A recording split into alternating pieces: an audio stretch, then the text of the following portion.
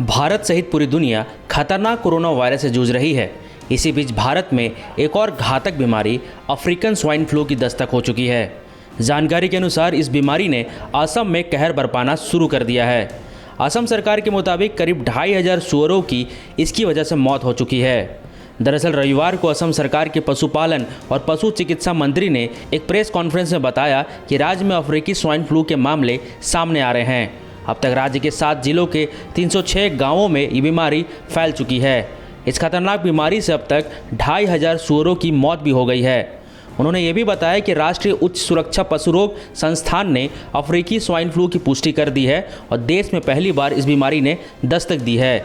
यह संक्रमण इतना खतरनाक है कि इससे संक्रमित सूअरों की मृत्यु दर 100% है। उन सूअरों को बचाने की रणनीति तैयार हो रही है और जो अभी संक्रमण से बचे हुए हैं। चिकित्सा मंत्री ने यह भी बताया कि केंद्र सरकार से मंजूरी मिलने के बाद भी असम सरकार सूअरों को मारने के बजाय इस घातक संक्रामक बीमारी को फैलने से रोकने के लिए अन्य रास्ते अपनाएगी। उन्होंने बताया कि इस बीमारी का कोविड-19 यानी कोरोना वायरस से कोई लेना देना नहीं है। इस वायरस के प्रसार के बारे में बात करते हुए उन्होंने कहा है कि अफ्रीकी स्वाइन फ्लू सूअर के मांस, सलाइवा, खून और टिश्यू के जरिए फैलता है। इसलिए असम सरकार सूअरों का परिवहन रोकेगी।